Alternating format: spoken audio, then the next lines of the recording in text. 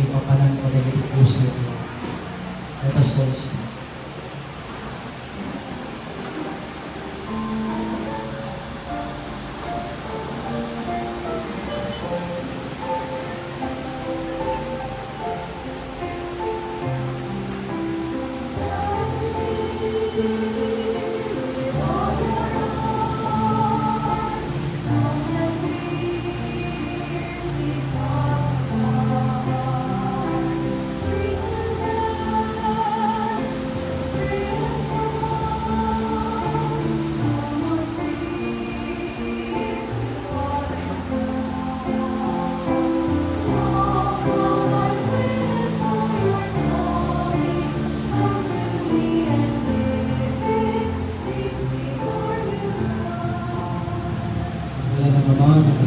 Espiritu Santo, ang kapayapaan at pag-ibig ng Diyos Ama at ng Panginoong Jesucristo, kalagip ng liwanag ng Espiritu Santo ay sumayinyong lahat. At sumainyo rin. Manalangin tayo. Ama namin mapagkalinga sa pamamagitan ng iyong anak na nagtagumpay sa kasalanan at kamatayan, ipinagkaloob mo sa amin ang iyong liwanag. Silayan nawa kami ng kanyang pag-ibig upang maparang ang dilim ng dalamhati sa pagpanaw ng minamahal naming ina na si Esperanza, naway malwalhati siyang makarating sa tahanan mong mapayapa sa pamamagitan ni Jesucristo kasama ng Espiritu Santo magpasawalang hanggan. Magsiupo po tayo.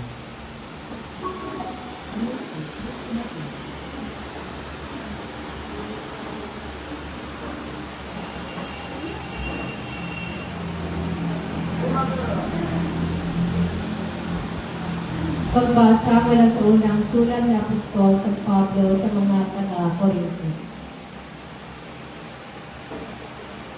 Kung ipinangangaral namin si Kristo'y muling nabuhay, ano't sinabi ng ilan sa inyo na hindi bubuhayin muli ang mga patay? Kung ito'y totoo, lilitaw na hindi muling binuhay ni Kristo. At kung si Kristo'y hindi muling binuhay, walang kabuluhan ang aming pangaral at walang katuturan ang inyong pananampalataya. Kung magkagayon, lilitaw na kami mga bulaang saksi ng Diyos, sapagkat pinatutuhanan namin na muling binuhay ng Diyos si Kristo, ngunit lilitaw na hindi ito totoo. Kung talagang di bubuhayin muli ang mga patay, kung hindi bubuhayin muli ang mga patay, hindi rin muli binuhay si Kristo. At kung hindi muling binuhay ni Kristo, kayo'y hindi sinhi na nahahango sa inyong mga kasalanan at walang katuturan ang inyong pananampalataya.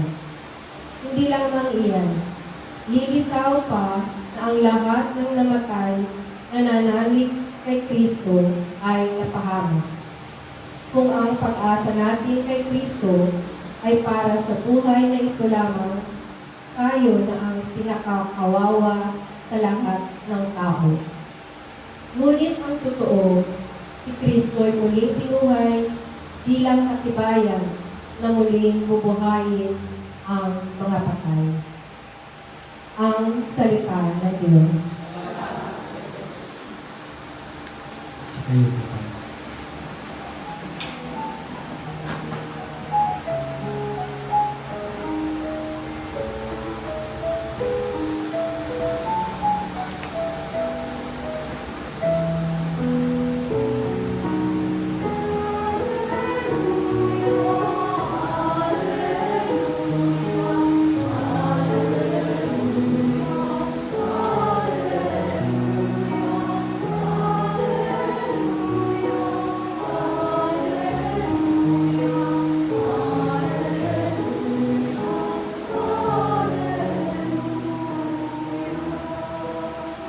Subayin niyo ang Panginoon. Ang mabuting balita ng Panginoon ayon kay San Juan. Noong panahon iyon, sinabi ni Jesus sa kanyang mga alagad, dumating na ang oras para parangalan ng anak ng tao. Tandaan ninyo, malibang mahulog sa lupa ang butil ng trigo at mamatay, mananatili itong nag-iisa. Ngunit kung mamatay, ito'y mamumunga ng marami. Ang taong labis na nagpapahalaga sa kanyang buhay ay siyang mawawalan nito. Ngunit ang napupuot sa kanyang buhay sa daigdig na ito, ang siyang magkakaroon nito hanggang sa buhay na walang hanggan. Dapat sumunod sa akin ang naglilingkod sa akin, at saan man ako naroon din ang aking lingkod. Pararangalan ng Ama ang sino mang naglilingkod sa akin. Ang mabuting balita ng Panginoon. Siya po tayo sa muli.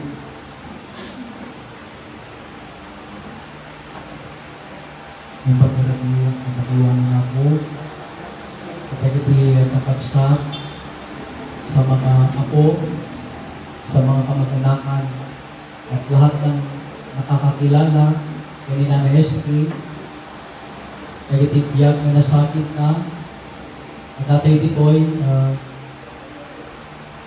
to first and foremost pray. Tatay mo dito'y tatlo magpapanulutan kayo how her life touched us ours deeply. At kung kasano tayo nga may tuloy, walyaman tayo muna nga itibiyag, itimay sa kada tayo. Sa aming mga OC, timating kami dito yung Burgos, we were young seminarians, young ko araw kay Laing Tipati, at may sa ni Nanay Estri, at wata iti day dinana kemi, nanat siking, tinanawuli, isugat yung malaglagit ko nga 4 alas, isigmaan iti. At we remember that, we remember her as someone who is very prayerful. Alay mo matagkasyon. Ya? Alala ko lang pag kinakanta yung siksikawa ko, gusto bandang chorus, maka-alto siya. Ya? At balipatan tayo guys. At as much as she could, they attended all our events kay OC at ipagkarkararag. At sabihan po natin, istorya kami dito yung Burgos as a community, they are very much smart. Itibiyag ni. Sabihan po na, there is something that we could do as a religious community. At siguro, we would like to assure the family that they are always part of our mission, of whatever we do in the church.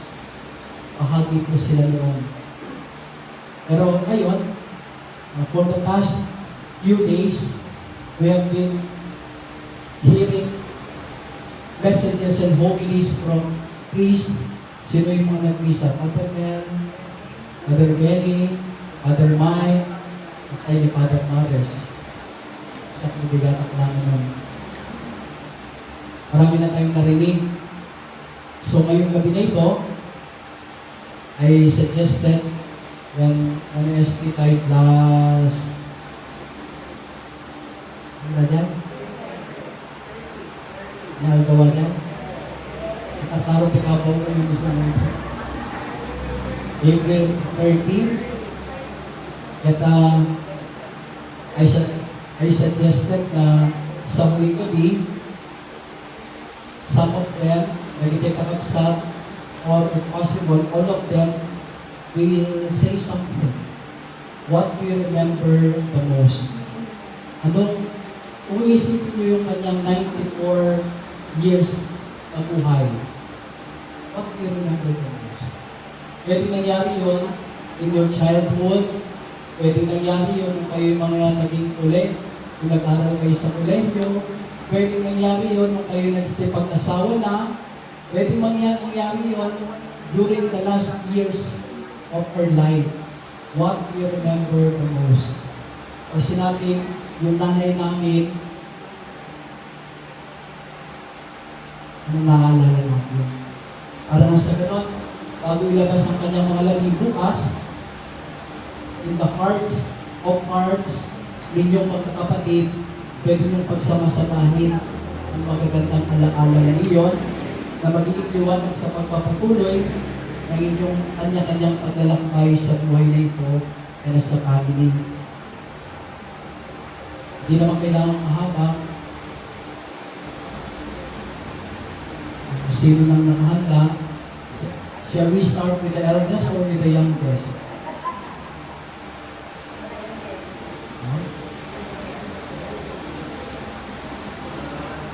Kayo naman Errol. Good evening, Father. Good evening, Lord. Good evening, Mama. Happy birthday. Birthday na ta. Good evening, everyone. Kaawat kilatas na. Kaya ala tinagundaway na pasalamat kada kayo amin na Imayin ko ay katarara, amin na po. Jadi ko na naroon ni Father, as I remember mo, I always remember na hinirugin na kayo katikwata. Ano mga kita ay katikwata? Eh, inara siya at Father. So, very generous. Ngayon, very kakabsat ko. Iso din, pagsaata na, dito na magkanyak. Eh, so nga, ay thank you Lord, at thank you, kakabsat. Eh, so nga, nagaroon ko na as trained by my brothers and sisters, paborito ka na inalispe ko na. Ano mga ito, puliksa. Nung puliksa mo ka mangtag. Ano? Kata, tayo nga ron, paborito na ka, nung paborito na ibaon. Paborito na mga kadwa. Ano kagad?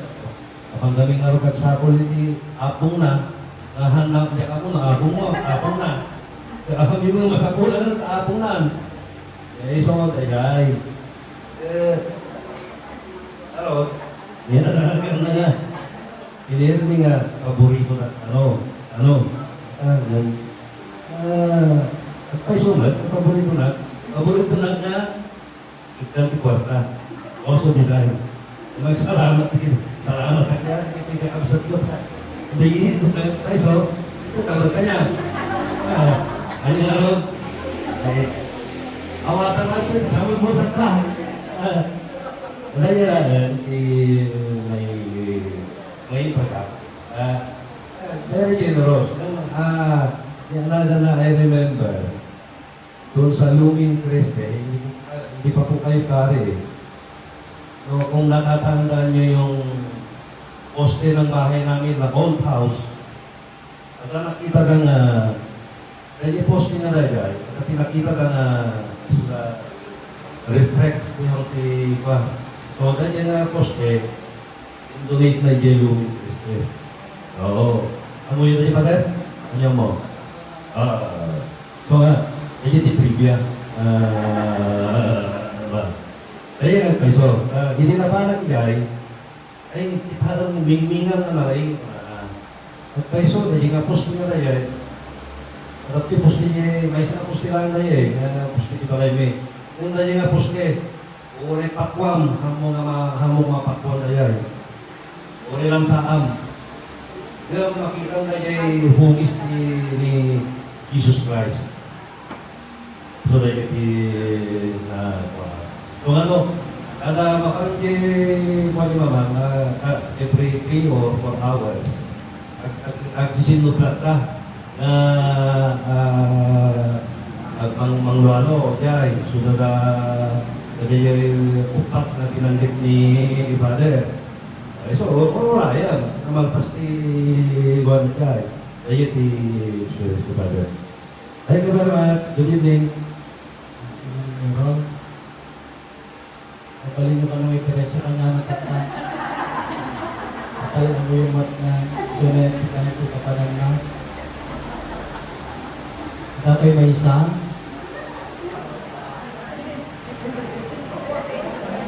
Ha? Ha?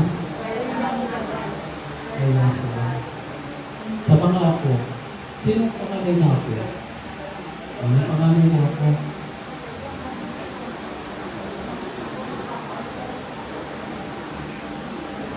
So, hello po. Hindi po ako marunong mag-Ilocano. So, bear with me. I was born and raised in Manila. So, I prepared a eulogy for my lola.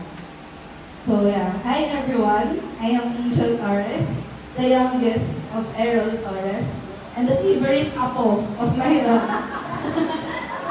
Kung tatay ko po yung favorite anak, ako po yung favorite apo. So, yeah. Unbeknownst to everyone, I was diagnosed actually with depression, so which actually affects my memory. So having this mental health condition made me forget like half of my life. I struggle to remember some of my memories, especially when I was a child. But for some reason, when Lola Espe was getting weaker each day until she passed away, my memories with her came crashing down on me. Maybe because deep down in me, I treasure those memories I had with her because I longed for a grandparent's love. Growing up, I never experienced to be comforted and spoiled by my grandparents on both of my parents' side. My Lola Lolita, from my mother's side, died long before I was born. And my Lola Ben, which was husband of my Lola, from my father's side, died long before I was born as well. And my Lola Rene was sick and can't communicate well, so I don't have any memories with him when he was still alive. And there's Lola Espe. She's the longest grandparent I have ever known in my life. So to be honest, we were not really close at all, but I know and feel I am her favorite apo because I always visit her every summer. So she was known to be strict, conservative, and very traditional. And I can attest to that. But to me, she was also sweet, caring, and loving Lola. So every summer, nagpupunta po ako dito, binibisita ko siya lagi, nagbabakasyon ako dito, and lagi kong natatandaan, sinasama niya ako sa mga padasal niya. Sasakay niya ako sa tricycle na sumusundo sa kanila dito, kasama yung mga tropa niya, religious din. So nagdadasal kami sa mga patay. Tapos, kakatok yan sa kwarto, sabi niya, tatanungin niya, gusto mo sumama? So ako naman, bata pa ako nun, sige, sama po ako, magbibisin niya ako, kasama ako sa kanila magdasal, kahit hindi ako religious person, hindi ako relihiyosong bata, kasama ako sa kanya. So yun yung palagi kong natatandaan nung bata pa ako. Tapos, lagi ko rin memory sa kanya, kapag kasama ko siya natutulog sa kwarto, magbabaraha siya. Kapanood ko siya magbaraha. Tapos, meron pa isang beses, palagi, yan, pag nagbabakasyon ako dito, hindi pa po ito yung bahay ngayon, bungalow po po yung bahay nun. Every time na pupunta ako ng kabila sa Bagatan, since may mga pinsan din po ako doon, nakikipag-bonding ako doon, tatanungin niya ako kung matutulog pa ako doon kasi pag 4 or 5 p.m., papasok na siya ng bahay, isasara niya na lahat ng pinto, ilalak niya, so hindi na ako makakapasok. So, lagi niya ako tatanungin pag pupunta ako sa kabila, doon ka ba matutulog, ganyan. So, pag hindi ko nasabi sa kanya, aantayin niya ako sa balcony hanggang 5 p.m. hanggang makauwi si Manang LV, kasi hindi naman stay dito si Manang LV. So, pag umuwi na si Manang LV, 5 p.m. wala pa ako dito sa bahay, ilalak niya buong pinto. Tapos, hindi na ako makakapasok, ganyan. And, siguro isa sa mga memorable memory ko with Lola, siguro, nung isang beses na sinabihan niya yung dati ko na kung gusto ko daw ba, dito na lang ako sa Burgos, pag-aaralin niya ako. Parang sinabi ko sa akin yun ng dati ko na tinanong daw siya ni Lola kung gusto ko daw ba, dito na lang ako sa Burgos, siya magpapaaral sa akin. So ako, tumanggi ako nun kasi hindi ako sanay sa buhay dito. I was raised and born in Manila. Yung buhay ko nandun, sila mami nandun. So hindi ako pumayag. Pero every summer, umuwi ako dito, magbabakasyon ako, dadalawin ko siya. Kaya siguro ako paborito niya kasi ako lagi tumatalo sa kanya. Ako lagi nakikita niya ako. Pero ayun, siguro isa din sa mga gusto kong ipagpasalamat kay Lola yung tinulungan niya yung daddy ko na mapag-aral ako. Laging sinasabi ni daddy sa akin na kay Lola siya humihingi ng pagdagdag ng tuition ko, ng taon ko. So kahit walang pera si Lola, pag sinabi ng para kay Angel, pag sinabi ng daddy ko para kay Angel, mga tuition ni Angel, ganyan, magbibigay agad si Lola. So, isa yun sa utang na loob ko din kay Lola. Thank you la, kasi dahil sa'yo, nakapagtapos ko. Hindi ko alam kung alam ni Lola or hindi ko alam kung nasabi ni Daddy na Lola, graduate na ako, may napagtapos ka na. So, thank you sa pagtulong kay Daddy na mapag-graduate ako. So, ayun po, yun yung pinagpapasalamat ko sa kanya. May mga kwento na mahigpit siyang nanay na he was really strict. She was really strict when my tito and tita was younger. Pero nung ako, yung naranasan ko sa kanya, she was also strict. Isa siguro memorable na lagi kong pinakwento sa mga tita ko na mahilig kasi ako mag-short ng mga maong maikli. Lagi nang hihilain yan pababa. Lagi nang yan, papansinin niya yan. Kasi syempre, conservative si Lola. So ayun, naiintindihan ko naman yun. Pero ayun, thank you Lola sa kahit hindi tayo ganun nag-uusap, buhay ka pa and all. Pero thank you sa mga memories na iniwan mo sa akin and sa mga tulong mo sa akin, especially sa pag-aaral ko. So, maraming salamat po and happy birthday, Lola. I love you. Thank you, Angel. Tinanong mo pa kay Lola kung kaming binibigay ka. Marami yung magbibigay sa daddy mo, kinakaltasan pala ni daddy mo.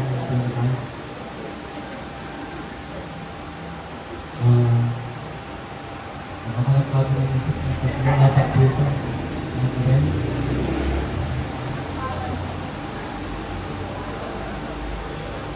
Sige.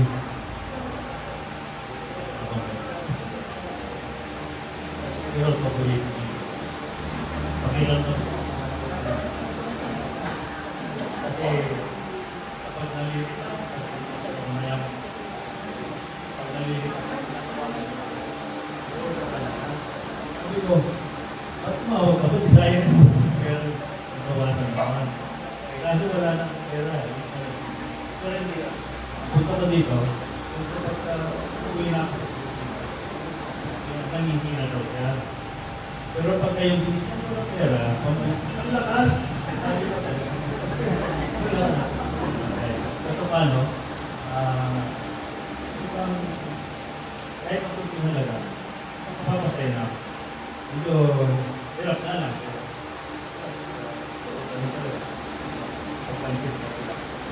Kaya, hindi ko makalimutan sa kanya na kahit pa paano, inuhay na kami. Kami kasi, wala kasi namatay ang 52 years old pa lang yung palit namin. Patay na, iwan. Kahit pa paano, ginawa niya ng paraan. At tapos kami, apat. Pinilit niya matapos. Yun lang. Wala na. Yung sinabi na yung malapit ko. Yung kinakasama ko. Yung malapit ko na kuya ko. Hindi naman ako kumabot. Namatay ako na rin sa hindi. Abot na sa kalsada naman. Kaya yung parang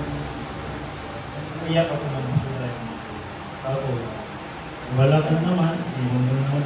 Usap tayo, bago ka umalis. Hintayin mo ako. Kasi hindi naman ako. Lumari ka lang. Pero, hindi na rin niya kaya. Wala. Wala.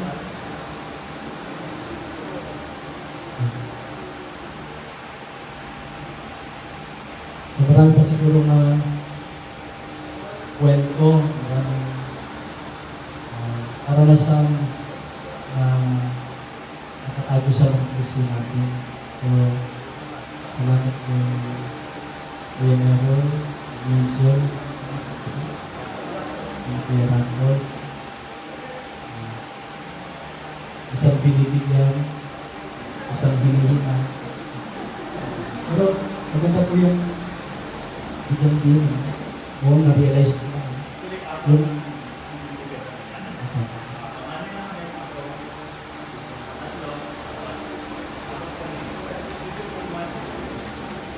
ay maganda lang.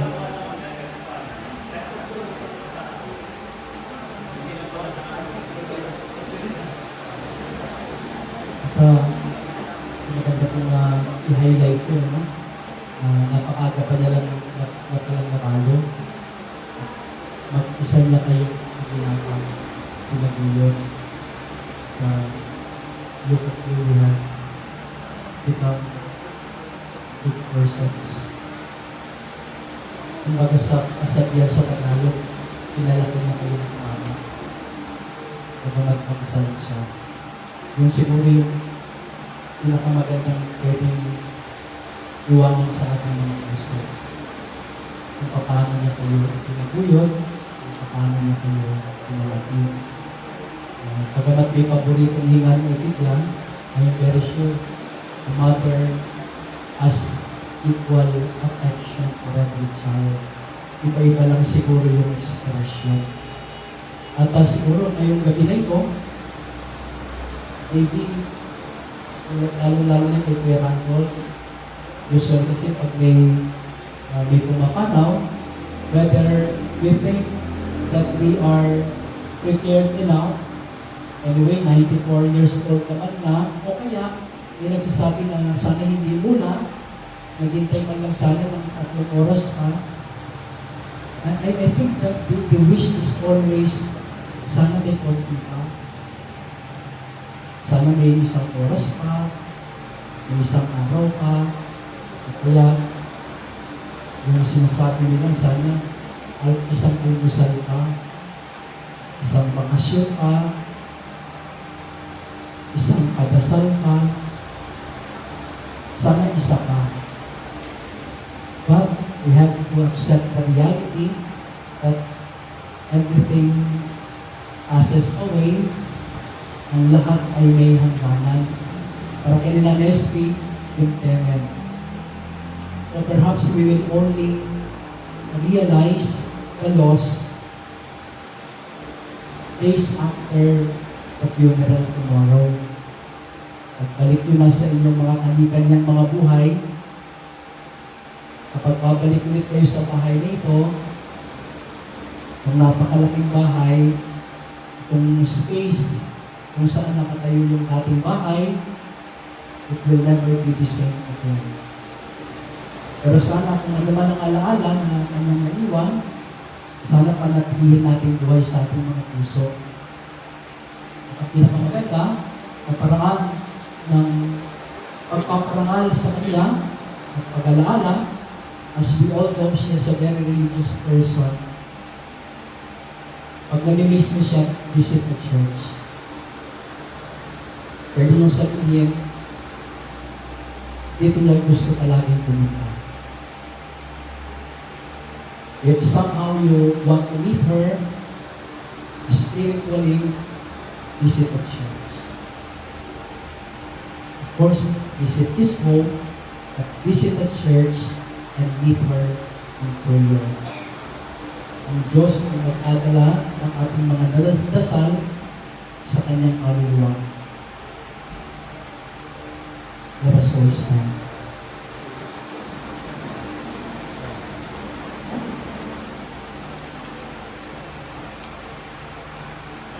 Eternal rest grant unto her, O Lord. May she rest in peace. Amen. Our Father who art in heaven, hallowed be thy name. Thy kingdom come, thy will be done on earth as it is in heaven. Give us this day our daily bread, and forgive us our trespasses, as we forgive those who trespass against us. And lead us not into temptation, Hail Mary, full of grace, the Lord is with you. Blessed are you among women, and blessed is the fruit of your womb, Jesus.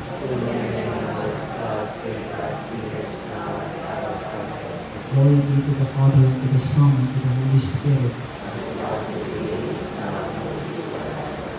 Eternal rest grant unto her, O Lord. May she rest in peace. May the soul of our dear beloved Esperanza, though the faithful departed, through the mercy of God, rest in peace.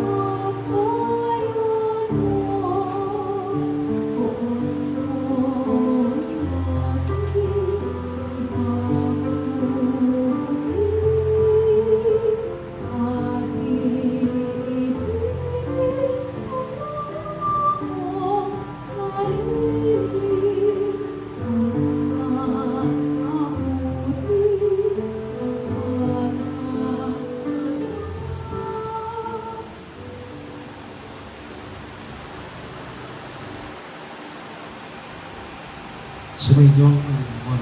at sumainyo rin. Alain at gabayan nawa kayo ng makapangyarihan at mapagmahal na Diyos, lalong-lalo na sa mga sangganito ng kapigatian at pangungulila, sa ngalan ng Ama, ng Anak, at ng Espiritu Santo. Amen.